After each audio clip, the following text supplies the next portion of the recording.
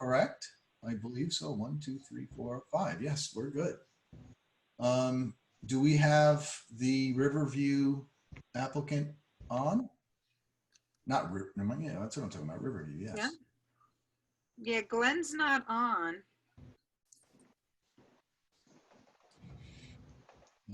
Do we have any other applicants, attendees out there that we can address in the interim? Well, there's a Michelle Smith who just wrote, Megan Lung will be on for DEC. Is there any way for her to do her presentation? As far as I'm concerned, what do you think, guys? Why not? Let's fill in the time. Sure. Yeah, Lou's, I couldn't get a hold of Lou, so he's off. Okay. I think we should invite Megan to do the presentation. Okay.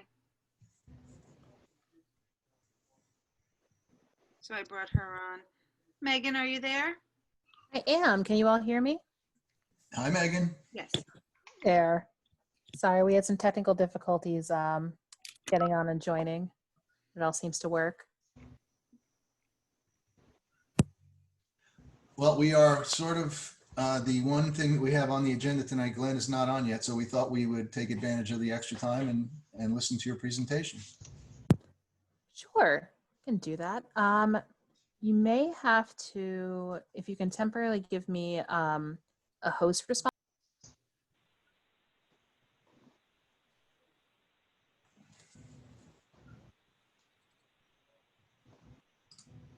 Kelly, I gave it to her. Okay.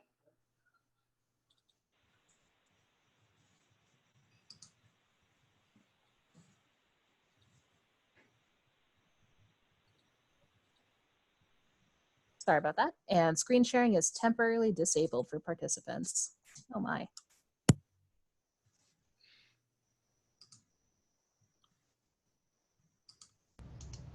Hold on one sec.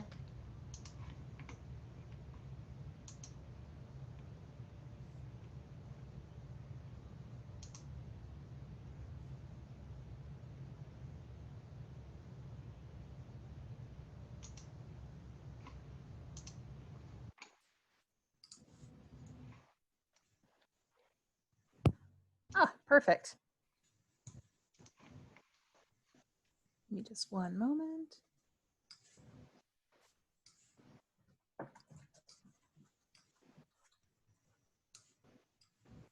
Okay, and do you all see a PowerPoint with some people under a bridge? Yes, we do.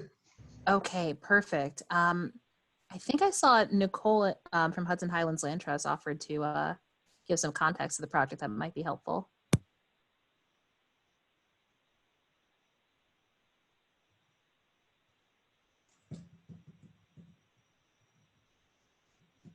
Would that be Nicole Wooten? Yes. Okay, I'll allow her. Yep. Okay, so I just let her in to talk.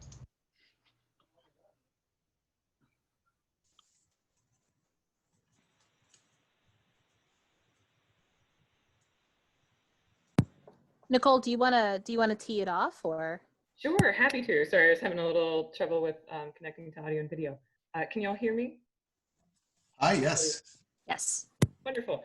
Yeah, thanks so much for making time for this. My name is Nicole Wooten. I'm with the Hudson Highlands Land Trust.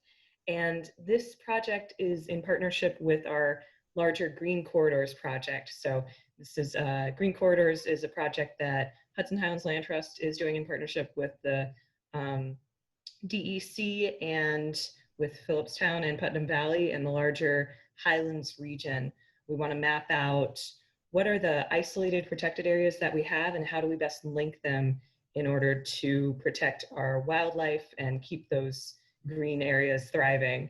And I should say, I say green as in natural areas, but today Megan will be talking about our blue areas too, our aquatic corridors. So Megan is in charge of the Culvert Assessment Program through DEC, which is a really fantastic program that examines on a very micro level what are the blockages and opportunities for better connections for our aquatic areas for streams and creeks. And she's been doing some fabulous work on the ground in Philipstown and in Putnam Valley So she's got a little presentation here to describe that work, as well as specifically where she's worked on the ground here in Philipstown, and then how this work not only is beneficial for wildlife, but also for stormwater runoff management, for emergency management, and how it could potentially be incorporated into plans in the future. So thanks again for making the space for it. And Megan, I'll pass the mic back to you. Thank you. Thanks, Nicole. Really don't even need me here if you have Nicole for both sides of the project, but yeah. So my apologies to anyone who has seen this talk already or these slides. They're all very similar to my short 15-minute presentation that I give. I'm going to try and keep this to 15 minutes, but feel free if you have any questions or if I use an acronym. Start my video. Okay, perfect. There we go. Hi there. So if you have any questions or if things come up, feel free to ask them to me as we go. I'm a very informal speaker, so I love talking to people in the moment. So today's presentation is titled The Culvert Connection, Invisible Infrastructure, and Our Streams. Since I'm working from home, I'm doing this talk from home, you may see my new work colleagues in the background, my partner, our cats, and our dog, who is currently here begging to go outside. Just a quick outline of what we're going to cover. I'm going to introduce what my role within the Hudson River Estuary Program, what exactly we mean when we say aquatic barriers. We'll talk about my bread and butter project, the culvert prioritization project that Nicole already introduced, and giving an idea of how you all as the members of the Conservation Board can plug in at your choosing with this. So I work for the Estuary Program, which means I work on behalf of the mighty Hudson River and its tributaries and the land that makes up the watershed. So I am a part of the watershed team, and my work kind of nestles in between two of our 6 benefits that are within the action agenda of the Estuary Program. So we were established in 1987 by an act of the legislator. We're guided by an action agenda and an advisory committee, and we're in the process of updating our action agenda for 2020. So looking at what we would like to accomplish for the river and the watershed in the next 10 years. But I fall in between the clean water and the resilient communities benefit with this project. So for a lot of my talk, we're going to be talking about a lot about barriers, but that isn't always a negative thing. Natural stream barriers do exist, such as this waterfall. And not all of our infrastructure that we have that crosses our streams is a barrier. This is Black Creek. This is at Scenic Hudson's Black Creek Preserve in Ulster County. This is another shameless plug of my dog because I think he's very cute. But this piece of this bridge here, this pedestrian bridge, is completely invisible to organisms that are using both the stream and the stream corridors. Most of what I say when I talk about a culvert, culvert is basically any kind of a structure that allows water to flow from one side of the stream to the other. And in New York State in particular, culverts are under 20 feet in width. So I have definitely walked through culverts that are very, very large, definitely over 20 feet wide. Technically considered bridges. It's not the biggest deal. We assess all of these regardless of if they're considered culverts or bridges. So within the Hudson, we have a lot of aquatic barriers. We have a lot of roads, a lot of development that has happened within like the history of Western settlement here. We have about 1,500 dams in the watershed. I'm not going to talk too much about dams other than that they are also aquatic barriers, and those are also additional efforts that we at the Estuary Program are trying to help dam owners and municipalities is removing dams that are perhaps not in the best of shape, like this one on the Clavrock Creek. But removing them both for a benefit to fish, but also to reduce downstream flooding hazards. So dams certainly are not forever, they need to be maintained. And we at the Estuary Program believe that if an owner or a municipality is interested in removing the dam, there can be a huge benefit both to people and also the stream ecosystem. And because everybody who works in dam removal has this joke, what did the fish say when it ran into a wall?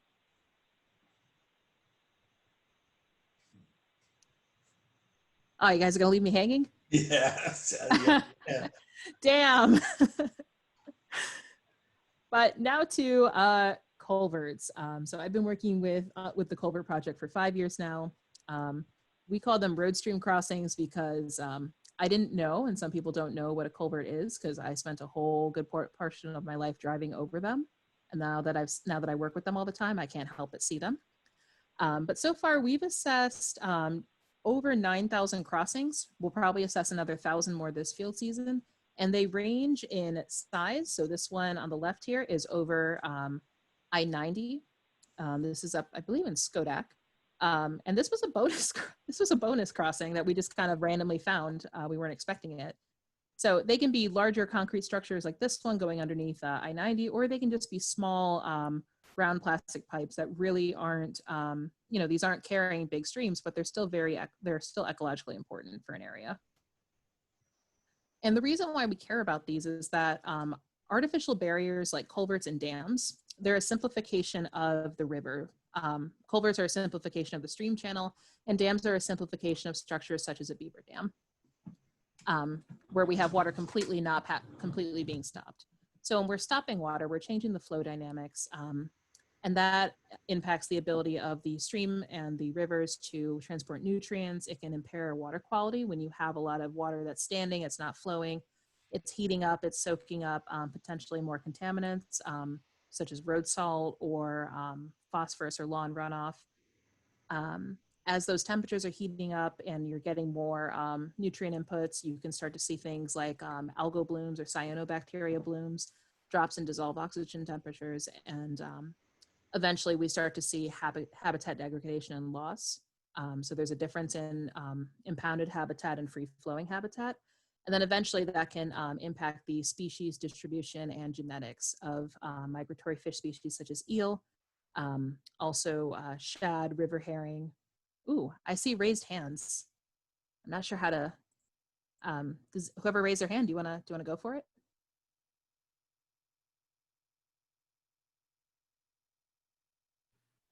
That's just one of the other applicants, I think, raising his hand to let us know he's here. Who was it? Lohana. Okay, thank you. Okay. I'll keep going then, but if anyone has a question or if a question comes up in the chat, feel free to stop me. Yep.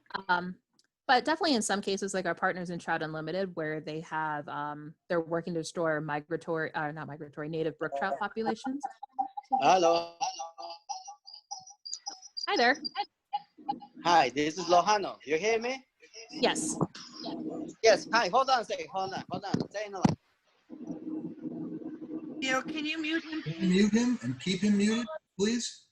I'll keep going. You probably need to tell him that he's being muted, and you'll unmute him when it's his turn to speak. Yes, hi, how are you? Jose, we are going to mute you now. We're in the middle of the meeting. We'll let you know when it's your turn to speak. All right, can we just mute him and he can listen in, please, immediately? Thanks. It's always a challenge. Definitely like this new virtual Zoom format. But some of our partners in Yeah. some of our partners at Trout Unlimited have noted that they're starting to see populations of brook trout being becoming more inbred because they're not able to not only access upstream habitat, but they're not able to interbreed as maybe they once were. And when you talk about what makes a barrier, it doesn't take a lot. I took these images off of Twitter, but there are tons online. There's videos, especially that are kind of funny at first, but then they get really sad, of salmon in the Pacific Northwest trying to make a jump into a perch culvert like this. So perch is what we say when water is coming out of a culvert and it kind of plops into a stream. And there's really there's no rocky substrate. So it's essentially it's an artificial waterfall, except there's no substrate for somebody to climb on to hold on to. But there's a lot of videos of these guys making their migratory journey to spawn. They develop these big jaws their jaws develop very strongly. So there's a lot of videos of them smacking their jaws on the bottom of a culvert and tumbling down, which is kind of a bummer because some of these species only get one shot to breed and that's it. So it's kind of not fun for your evolutionary journey to end right there. And then even if you make the jump or if you're coming downstream, sometimes culverts, this one has a tear in it, it's rusted metal, and water is not flowing completely through the structure. It's undermining the structure and probably undermining the road. And if you are a poor fish that's stuck here, that's the end of the road for you. Now, where does the estuary program come in? So we are a part of a regional effort to assess culverts in a uniform way through the North Atlantic Aquatic Connectivity Collaborative, also known as NAC. And now that I've spelled out that acronym, I'm never going to spell that out again for this group. But we use their prediction layer and their protocols to uniformly assess all of these weird crossings and try to get a sense of to what degree is this a barrier for fish and wildlife. So we call that rating passability. Then through our partnership with the Water Resources Institute at Cornell University, we're able to use a GIS and Python-based model and get a quick idea of what is the capacity, the storm size capacity of these crossings, both for current conditions and projecting out into 2050 with climate change. So once we get that information back, we share it back with our partners. That can be municipalities, land trusts, non-for-profits like Trout Unlimited, or even private engineering firms that are also working to design better structures. And we work with the communities or whoever owns the infrastructure, because that's where the decision has to be made, to develop management plans. So taking a look at all the crossings, identifying not just the ones that are barriers to organisms, but also looking at what is a maintenance concern, what is something that needs to be replaced, where is an area of routine flooding. So really trying to get a better grip and help municipalities with their planning resources. We've also been fortunate enough to fund design work for replacements of those top structures. And then we also have a small grants program where we're able to help municipalities implement these structures. So actually going from assessment work to design work to construction, putting a new structure in the ground. So this is what the NAC website looks like. They have a whole bunch of different tools. There's a lot of resources that are available. You can clue into what is going on, not just in the Hudson Valley region, but all of New York State. And they are expanding their work. So we operate mainly under this first picture right here, this non-tidal protocol, but we also, NAC is also rolling out a tidal protocol, a condition / vulnerability analysis. This one is like mostly structural based. And then they're also working on a terrestrial connectivity protocol. So one that specifically looks at our land, mammals, birds, and reptiles. This complicated graphic is basically explaining, is a flow chart like showing like what happens to that data once it goes into NAC and like I submit it, how it gets modeled and processed with the hydrologists at Cornell. One thing to note, although this model is constantly improving and it's really a neat straining tool, it does not replace on the ground knowledge. And that currently it only models crossings within a vacuum. So it's not considering crossings in a series where you could have impoundment caused by different structures. This is my obligatory map slide. I am so sorry that it's in here, but this is basically the shape of our, not just our watershed, but also our program, since we also include a fair all of Rockland County. In actuality, this map is about 6 feet tall and 3.5 feet wide. So I like to bring it places because it's nice to get a sense of how densely packed aquatic barriers are. Each one of these colorful circles or squares is a culvert.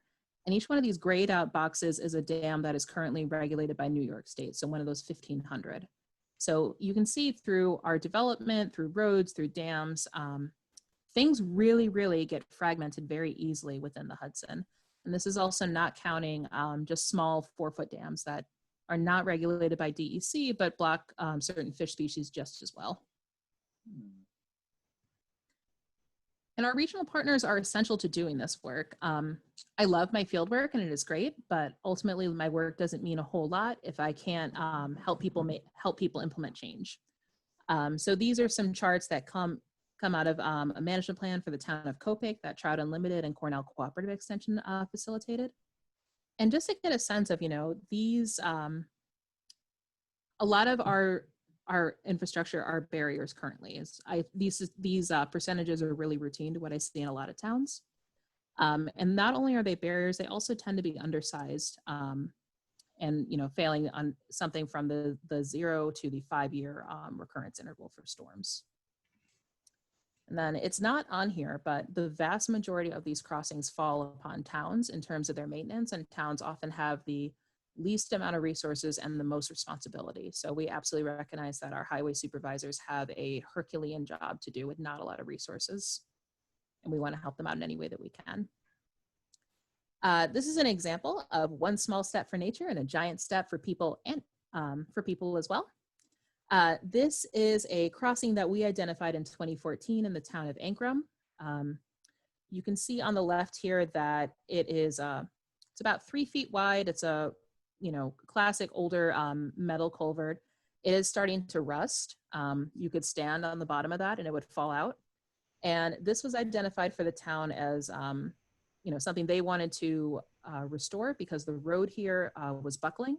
And this particular road was important to the town to replace because it could increase the hospital visit time for a good portion of their community. And it's certainly an emergency situation. You don't want people cut off from hospital access, and you don't want them isolated. The town applied for a grant for us in 2015 for $221,000 through an estuary grant. I believe that at the time that had a 20% match. They were awarded it. They were able to design replacement structures for their top 3 priorities and then fully fund construction on 2 of them.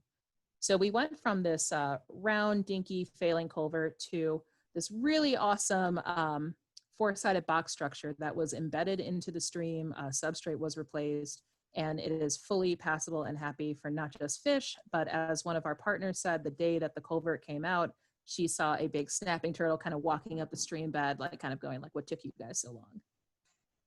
So these are few and far between because culverts cost a lot of money, as I'm always learning. But we like to help communities fund more of these ones where we can have a win both for people and for the environment. So you may be wondering, sign me up, how do I get in the stream? We totally support our partners, not just in training, but I've also been in the habit of offering field trips. It'll be a socially distant field trip if we're able to schedule one, but once we're further done with our assessments, I would love to take anybody who's interested out and kind of do a tour of a culvert, or how can I, hop in a safety vest and crawl through a stream. I'd love to take people to do that. We also offer additional funding and resources, both in terms, I mentioned the design work, the planning, the construction, but also other river restoration efforts. So replacing a culvert or removing a dam is not just a one and done. It also opens up additional opportunities for restoration. So currently, assessments are underway in Philipstown. This is what, if you were to search right now on the NAC website, which everybody can, it's free and open to the public, doesn't cost anything, you don't need to make an account. Each one of these black dots is a predicted structure. And each one of the colorful dots is one that I've already been to and I've assessed. So I've gotten to, I believe, 16 assessed structures so far. So I have quite a ways to go. But we'll let Nicole and the folks at Hudson Highlands Land Trust know when we're about 50% complete to gauge if there's anywhere critical that we've missed so far. And then when we're all finished, we'll let everybody know. And we would love to come back and share what we found and hear what the town would be interested in doing next. So that is all. I took a little bit more time than I intended, but thank you all for sticking with it. Here's my contact info, and I'll take any questions if anyone has any. Thanks, Megan. I'll come out and take a look at some of the culverts with you. I think some of those were down on South Mountain Pass from the looks of the dots. So if you need help, let me know. Yeah, they are everywhere. And certainly if anybody wants to get trained, it doesn't cost anything to receive the training. It's good forever. And it is probably the most comprehensive way I have ever looked at metal and stone.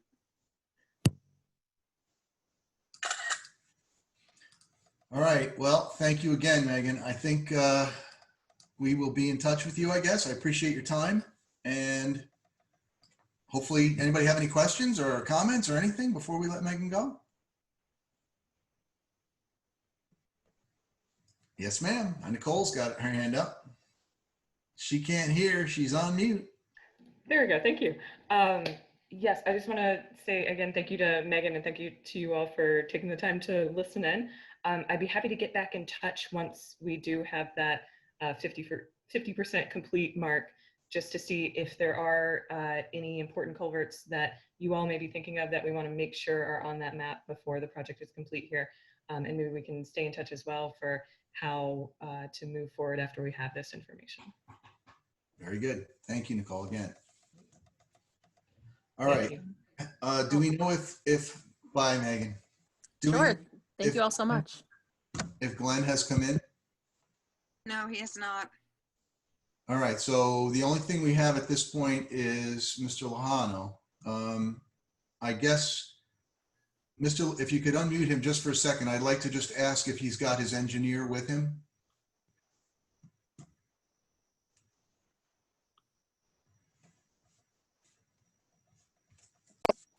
Hello.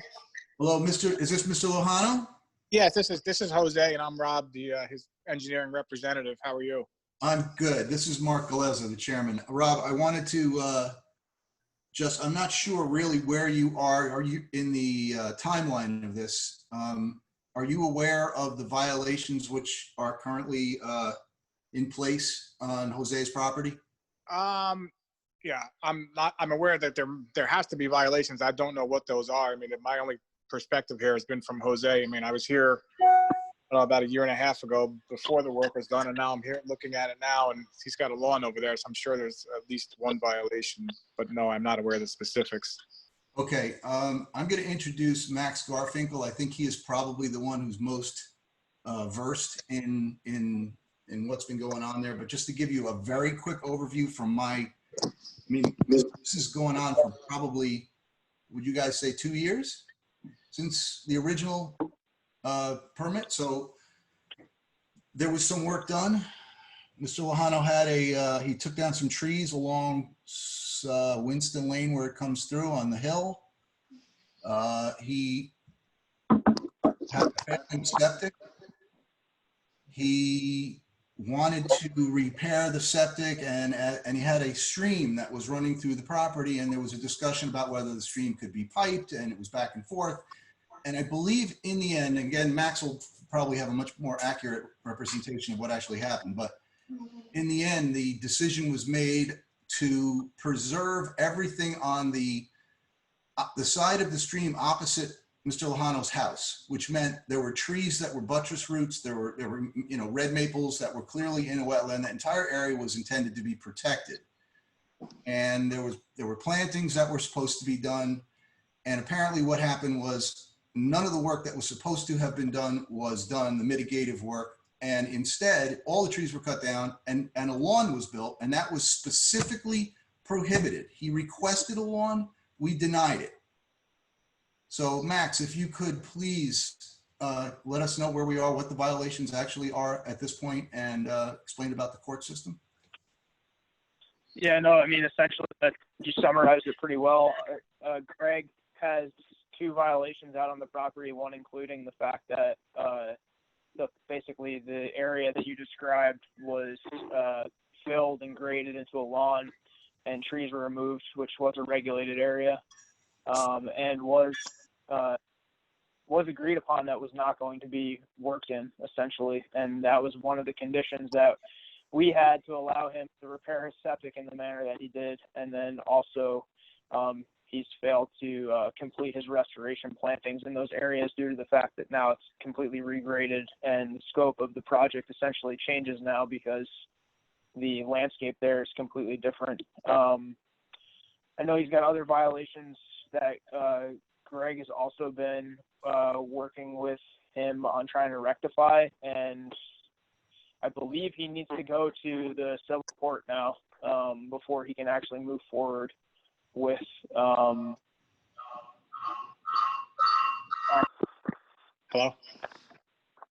We can, so You blew up for a second there, Max. Are you back? Technical difficulties. I unmuted again. hey, can you hear me? Yep. Yeah, so yeah, I don't know what you guys where it left off, but yeah, he has 2 outstanding violations that need to be rectified in the civil court essentially before he can get any sort of building permits or anything on the property. Okay, Max, are those, do you know what the violations are for? Are they for the area we talked about, or there was an issue? Yeah, the area, it's specifically that area, and then also I believe there were some light fixtures placed in trees, and the generator that's Okay. been put on the property to run those lights. Yeah, I don't know that those necessarily involve us, but if they do, we certainly will get involved. What about the plantings, which were supposed to have been done on the hillside along Winston Lane? Was that ever done? Portions of the project were done. Portions of the restoration work were done, but obviously the area that was filled, there were agreed upon plantings to be put there, which did not happen because the landscape changed essentially. All right. And that would be on the southern portion of the property near the septic area, for the most part. Right. And so basically, Not anything on the north side of the property, I believe, was almost completely planted per the plan, but okay. obviously it wasn't finished in full. So I mean, it might be, because obviously there's not much we can do with the courts closed down with the global pandemic going on. So we can't make any progress until the courts reopen and address the issues. I mean, those first two Right. issues. So now, in advance of that, does it make any sense for you or I or any of the members of the board to go out and just take a look and see how much of the original approved plan was completed, so we can sort of narrow down our focus to the areas that are that we all agree are violations? It may or may not be included in the violations that are in front of the court right now. Yeah, I mean, that would be beneficial. I think, obviously I'm not sure what the courts are going to ask of him at that point, but I think if he can, get a plan together, a survey essentially showing how much fill he brought in and what he's going to do to rectify the situation, that can be done before he even touches the, our board with a plan or courts with a plan to fix the situation, essentially. So, getting a surveyor out there, getting a sense of how much fill was brought in, where he filled up to, what the volume is, how much needs to be removed, how much needs to be replanted, all of that. That could all be drawn up. Rob, can I ask you a question? Would it be possible if for you to possibly meet with Max at the site and let him, and I would be happy to join you as well, and any other members as well, to just try to get you in the same place we are, so you understand exactly how we view this thing. And I think what Max just said is really smart. If we can give Jose a leg up, so you can develop a plan ahead of time as to what you might be able to present to us to sort of fix some of the worst infractions, and you'll at least we can review them ahead of time to try to save you guys some time, that once it gets through the courts, we can tell you if there are any additional things that we're going to need in order for us to allow the permit to continue. Because you've got to get a sign off once that work is done, I believe, right, Max? It's got to be, once the work is complete, we've essentially got to sign off that it has been completed correctly before he gets a CO for that. Right. Right. And then obviously that puts him, obviously him doing this violation puts him in a negative position for getting any sort of building permits through the town. That's the issue. Yeah, absolutely. As far as we're concerned, there's no further permitting until the previous permits have been cleared up. Right. Right, and that's not just, obviously that doesn't just involve us, it involves the building department. And, Right. Rob, do you want to jump in? Yeah, Rob, we can't hear you. I'm not sure or I can't hear you. It seems like he's on in two spots, one on his phone and one in Jose, so they're kind of bouncing off each other. Maybe, Rob, could you try approaching the screen where Jose is and just speak directly into that, see if it works any better? Yeah.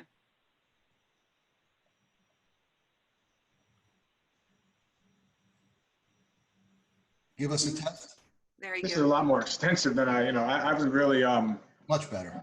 aware of the enormity of this, what went on here. So this meeting I thought was supposed to be informational, but you got a bunch of stuff in front of the courts already from what it sounds like. Now, what about, and you mentioned other things. Now, were these other things that you mentioned, will those be injected into the court process as well? Or is everything that's a violation already into the courts? Does that make sense? Yes, I understand your question. Honestly, that's why I was saying, I think it might be a good idea for you, Max, and myself to go to the site, and we can see what the violations are that are in front of the court. And then in addition to that, if there are any things that Max, as the wetlands inspector, flags and says that are violations, which need to be addressed by us, then we can add those to the list. I mean, Max, do you know, is everything in the courts that is everything covered? I mean, essentially all it was he had maybe 15 more plants to put in and then stop. And then he could have approached the building department with his request to finish the garage. But essentially those plantings never happened. And he filled the area that we agreed upon was the regulated area, and created that space. And, basically got to that point, where now Greg issued those violations, the actual notices of violation. But the violations that the court is addressing is number one, the fill, and number two, the lack of the plantings. Right. And I mean, like I said, 85% of them are done. It's that section of property that we explicitly agreed upon that was going to remain in that state before he filled it, so he could move on to the garage. I mean, that was essentially everything that had occurred, and then and then all of this unfolded essentially. All right. Did you happen? I haven't been to the site in a couple of years. So did the stream get piped as it was planned, and that head wall built? Yeah.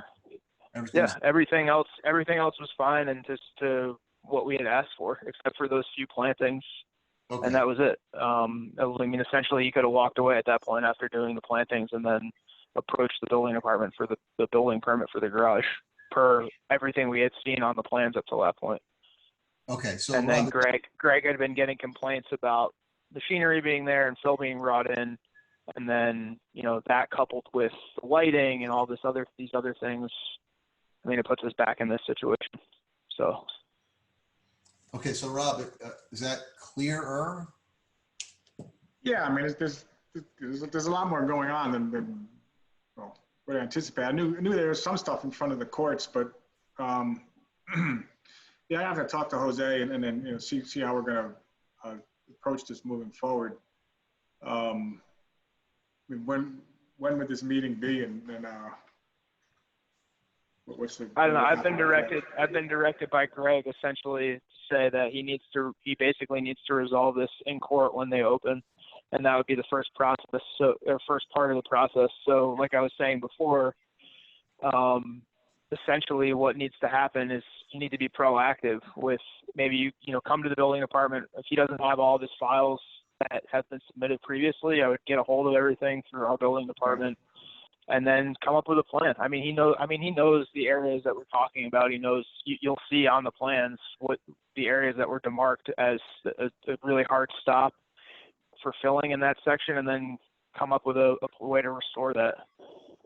Other than that, I don't know what the court's going to ask. I don't know how Greg and his code enforcement staff are going to effectively treat this situation. So that's going to be up to them when it happens.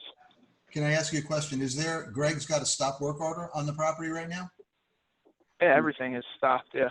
Right. So do you think is it legal? Number one, would Greg be amenable to it? And does it make any sense in the overall picture for us to develop a plan right now, which would bring him back into compliance in our minds, a full-on plan? I'm trying to say this in as clear of a way as I can, Rob, so that if you develop a plan that shows what fill is coming out, Max approves of that, we approve of that, what trees are going to be planted, Max and we approve of that, then put that all on paper, stamp it, sign it, seal it, get Max's signature on it, bring that to the courts with you. Then as soon as the courts open up, you show them what you've got, you show them that you've got our thumbs up, and Jose can proceed. Okay. I mean, so in other words, the plan, I mean, is he going to have to remove any of this fill that he's brought in? Is that like how complex is this going to get? Well, that's under discussion. I mean, to us, it is such a flagrant violation He was specifically told, do not fill that area. You're not allowed to fill that area. Don't touch that area. You see this tree right here? Don't touch it. See this tree? Don't touch it. What did he do? He cut the specific trees down that he was told not to cut down, and he filled the whole area. So it's either, typically the way these work is if he can do something somewhere else, very often will allow, or if he will bring that area back as best he can. Obviously, he can't plant 70-foot trees, but if you bring that area back as best he can to a functioning wetland as it was, to what extent you can, and he, in addition, does mitigative work elsewhere, which makes the property, makes other wetlands better, we look upon that kindly. It's sort of a, we have to compromise. We can't ask the guy to plant 70-foot trees, but at the same time, he was specifically told not to cut them down. Right. So, I mean, it sounds like you want to, like the lawn that's here, you want to turn that back into a wetland? Did I hear that right? If you had a magic wand, I would tell you to put it back exactly the way it was and do it the way you were supposed to do it. But you know you can't do that. So I'm asking you to present to us what your best suggested approach is to try to make it better. It's not up to us to develop a plan. It's up to Mr. Lejano and his engineer to develop a plan. We just look at the plan and give our advice. Right. Is there any written, like, the problem I'm having, I mean, this to me is almost like a wetland. You almost see like a planting schedule type of thing. If you want to start to talk about wetland plantings and all this sort of thing, I'm not sure that, if it was culverts and, drainage and whatnot, but if you're looking for plants and plantings and trees, maybe you need more of a wetlands kind of person. I don't know. I understand what you're saying. It may not be the whole thing may not be in your area of expertise, so he may need some additional help. I agree, and I understand. Yeah, that's what it sounds like. I mean, I'm not, planting plans and that sort of thing. I mean, you're talking about, essentially, theoretically, you're talking about is recreating a wetland, but I understand what you're saying. I mean, obviously, that's fundamentally impossible to do, but you want to do the best you can. So, I mean, basically, you're asking him to remove a lot of the lawn that he planted and put wetland plantings in there. Is that the type of thing you'd be looking for as part of this effort? Or you want to answer that question? I think I'd like to throw that out to the board. What do you guys all think? Andy? I mean, can we unmute Andy for a moment? I'm fine. Yeah, I mean, we're not really talking wetland as much as stream restoration. I think the stream was to be piped, though, wasn't it? Part of it. Part of it, exactly. There was that head wall at the top, which is going to still be open. So, Max, correct me if I'm wrong. Are we talking about only restoration of the from the southern bank of the stream back into those woods? Essentially, the stream is piped from the kind of, I guess it would be the western part of the property, running like southeast. Right. But it is open. I mean, where his property shares a boundary with his neighbor, there's a stone wall with a small wetland headwaters area kind of, that basically drains into that stream. And then we allowed him to have install a curtain drain along the western side of his property to allow him to get some relief from the groundwater that was flooding his basement. So all of that water flows into there and then into a culvert along Oxyoke. Right. So got it. So it's the south. Yeah. It's the south side of the stream. That whole where all those maple trees were that we're talking about, where he planted the lawn, right? Right. So Andy, to answer your question, it's really not a question of bringing the stream back because we've already allowed it to be piped. Which for us, as you remember, it was a big battle. We really didn't want to do that. And in the end, it was decided that was the best course of action in order to give Mr. Lejano a septic because he was struggling. He had a hard time over there. So we gave that up, and in exchange, that entire area that we're talking about to the south side of the stream was supposed to be maintained in its existing condition. And he did express that he wanted to make a lawn there, and we specifically said no. So I guess the question is to you, to what I'm asking you, Andy, is what is your feeling about how far he needs to bring it back? Can we unmute Andy again, please? Okay. I think we all need to see the site again, whether we do it together or in a group. But I think what's called for now, myself, is I think we need to, because I don't have the plans because it was so long ago. I'd like to see the plans we permitted, and I'd like to see whether it's done by Cronin, I'm sure they can do it, or a surveyor, essentially a plan of existing conditions. Yes. I think we need to document this. Yes, agreed. Jan, do you have any comments, opinion? Yeah, I agree with Andy. I think it's hard to know what to do without seeing the way it is now. I actually remember everything you've been describing, Mark, pretty clearly. I think this was a very hard case. Mr. Lahana wanted to do a lot of things, which I think everyone understood and at one level sympathized with. And we tried to accommodate him as much as we could, including allowing piping the stream and making some other accommodations so he would be able to build the garage that he ultimately wanted to build.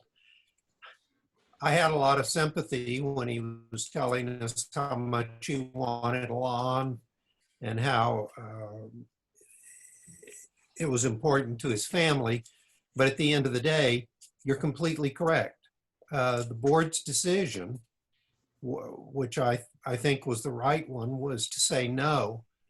And when you have an applicant whom we're trying to work with, who does the things that he said he wouldn't do, I think we've got to figure out what kind of remediation can be done and how much should be done. I agree, he can't restore it to what used to be there. That's gone. It's just a question of looking what's there now, looking at what was originally permitted and what we had contemplated being there, and then trying to work with him and his outside consultants to see if there's a way to remediate it that the board can be comfortable with. Very good. Crystal, would you like to comment? There we go. Am I muted? So yeah, I think I would definitely need to see the property because this was before I joined the board. So the history and the layout of the property I'm not very familiar with. So I feel like I'd very much would need to, I'd like to walk it with one of you, just to get an idea. Mm-hmm. Okay, makes sense. Bob? Yeah, I agree with Andy. I think we need to see the original plans and a survey done of, what's been impacted. We went through a lot of effort and discussion and spent a lot of time outlining what could and couldn't be done. So I think those are the plans that are the kind of the baseline. And I think we need a disclosure from the homeowner of how much fill he put in there. Show us the receipts for what he had dumped in there, or some type of.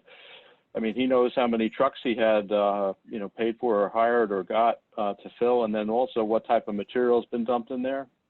I think that's a really important aspect of it, to know, what should be removed or has to be removed versus what maybe could stay, or, so I think without knowing what was dumped and how deep it is and what the volume is, I think that's, it's really going to be hard to say. We almost by default have to say it has to be brought back to the exact levels on the original maps.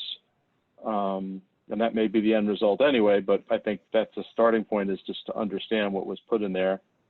And then also, obviously getting the proper support to put the right type of wetlands plants there, whether Max can help guide that, or we hire, the client hires somebody that is an expert in remediation of this type of area for this type of violation. But I think that those are really the important aspects there. And then really following up on the other activities that were done there, you know, is things like that, you know, just kind of following up on what's going on. So I'm going to pull Very good. and Rob, that's great. Your point about the type of fill, I mean, that's a really good point. You know, I think as an act of good faith, you know, if Mr. Lejano can try to produce that information over the coming weeks, what he put in there, and we can review and see if that makes sense to what we actually see on site. Just having him be that forward and honest about what he put in and how much he put in, I think is going to be a step in the right direction for his case. So at this point, I think I agree. Kelly, is there any way you can dig out what the actual permitted plans were somehow from back then? I can, when I'm at the building department, I can pull out all records and see what they have there. Please. And I think, you know, maybe arrange a meeting with you, me, and Max, and anybody else who wants to join so we can look at it. And then once we see that, let's all arrange a site visit. Max, maybe once, you know, you can sort of corral us as usual. I know it's like herding cats, but if you can get us together and we can get out and take a look. And then as far as the existing conditions plan, I guess it doesn't make sense to rush into that unless, Rob, that's something that you think, I don't know what, you know, your area of expertise is, but is that something you think you could start to produce? Probably not. I mean, I just came into this thing, you know, late in the fourth quarter. So I don't know. I mean, that might have to come from, definitely have to come from Cronin, who did the original plans. Right. Other than that, I don't really have much to go on. I mean, except what's here now. So I guess the question is, wasn't that also, Mark, wasn't that also one of the discussion points that we had with Cronin, that they were standing behind the designs that they were putting together and that they were going to provide oversight over this project? So, I mean, yeah, I believe there's so. maybe a failing there as well. I don't know. You're correct. You're absolutely correct. Yeah, I recall that. What's the current status between the Cronin Engineering and Mr. Lejano? Are they still working together? Can he reach out to them and have them talk to us and tell us, start to give us some information how quickly they can give us this map? Rob? Oh, I don't know. I mean, we have to talk to Cronin. I mean, they obviously have a history and whatnot better than I did. I'm coming into this thing, you know, like I said, late in the game. So, all right. Boy, I don't know. We'd have to get that figured out. I have to get that figured out with them. I can talk to Jose offline and then see what he wants to do with that. I mean, let us make the recommendation that, or let me, I won't speak for everyone else, that you speak to Jose and see if we can get Cronin to reach out to us, Max, whatever, Right. and have a quick discussion about what that next step would look like. Right. That's a starting point. Okay. Just to jump in here, that, you know, that discussion did happen, and then they walked away from working with Jose essentially, like a month or two ago. So we all, Greg, their engineer, and I, and Chris all met on site and looked at the project, looked at the property, looked at what needed to be done, and then essentially I got a phone call a few weeks later saying that they were terminating services with him. So that's kind of where it was left off. Yeah. All right. Well, I don't know. I mean, sorry, go ahead. Oh, I was just going to say, you know, like, again, they were supposed to be providing oversight over what took place with the septic in particular. And, you know, if you're driving big trucks over the septic to dump whatever was being dumped in that area, which it obviously had to go over the septic, what damage or pipes were, you know, disconnected to that septic. So, I mean, I think there's some type of obligation from Cronin to at least scope or do some type of verification that the septic wasn't damaged by the trucks driving over. I mean, it's kind of 101 that you don't drive heavy machinery over a septic. But Yeah, I don't recall because it's been so long where the septic, I think the tank was on that between the stream and the house, and the septic was around the back. But I mean, it's so long that I just don't remember. So why don't we say, all around that whole side there, I mean, I don't think you could get to the area that was filled on the other side of the pipe without driving over it. Yeah, I agree with Maybe you. I'm wrong. I don't know. No, I agree with you. I think you're right. At the very least, drive over the septic tank, if not the connections from the septic to the fields, maybe even the field. So, all right. I mean, I don't know what else to tell you. That's a whole other can of worms I'm just hearing about now. Yep. Okay.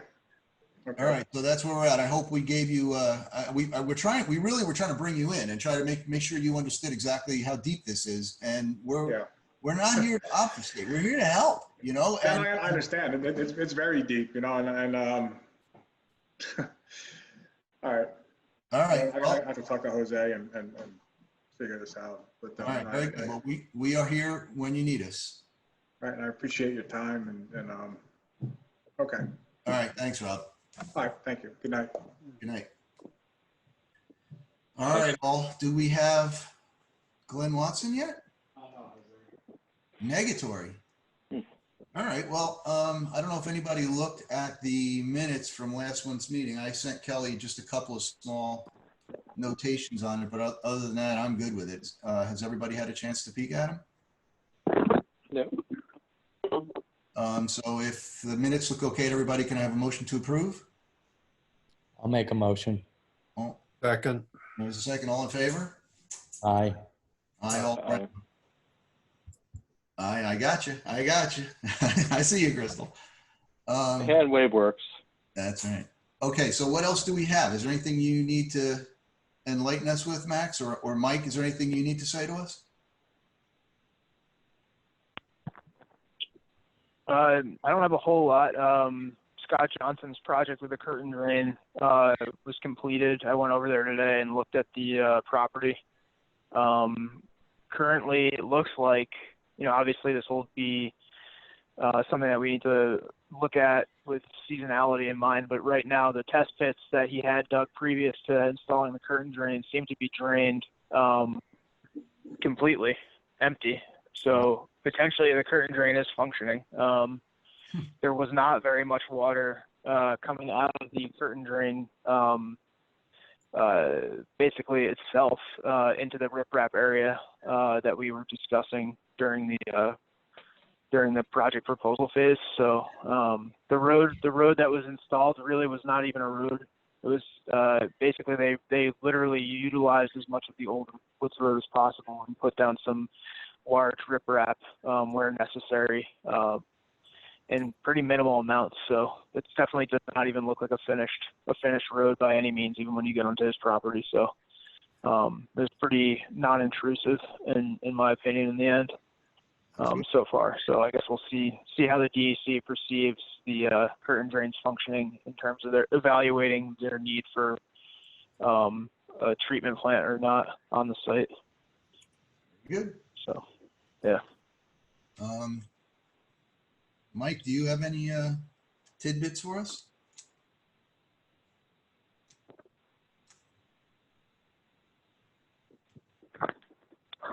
I Attend unmute. that training. If you could possibly attend that training that Kelly sent out. We have a requirement in our chapter 48 that our boards get 4 hours of training a year. Obviously, that's very difficult to do now because of all the COVID restrictions. So anything you can take advantage of, which is a webinar or whatever the case is. I know this course is given in the daytime, 3 to 4:30, so that's going to be difficult. But if you're able to attend, that would be great. I did pass it on to the other boards, and I mentioned it at last Thursday's town board meeting as well. So. Okay. Kelly, would you mind sending that again? I apologize. It seems to have gone into the abyss. You got it. It happens. I see. Sorry, Mike, go ahead. No, I have a question. It's more of an observation, and it's mostly for Max and the other folks online to see if you've seen the same observation. But has anyone noticed that there was no gypsy moth caterpillars this year? I mean, I'm usually like bombarded by them, and I have hardly seen any. I've actually gone out with a magnifying glass to my driveway looking for caterpillar poop because I'm so shocked that I don't have any. Knock on wood, man. Don't Let's jinx be us. thankful. Yeah. Yeah, so I guess a what- combination of the weather last year and this year, maybe. No, what happens is basically we had about 3 bad years. Yeah, last year was iffy. And basically they bloom, eventually die out, and then we get some calm years. Yeah. So, Okay, We did I'll take have it. I mean, I was just shocked. Sorry. Glenn Val, Watson was just on and then he went off.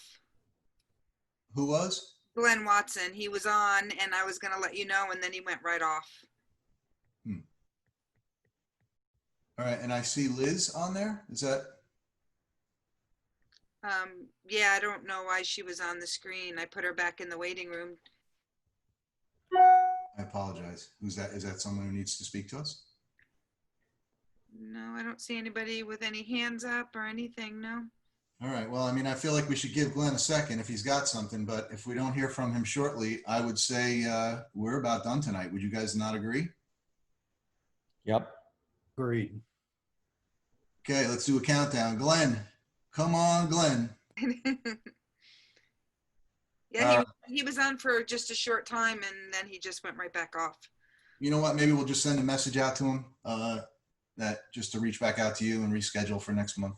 You got it. All right. So then, can I have a motion to adjourn? I'll So- make a motion. And I have a second over there. Did I see Jan second it? Yep. All in favor? Aye. Aye. Aye.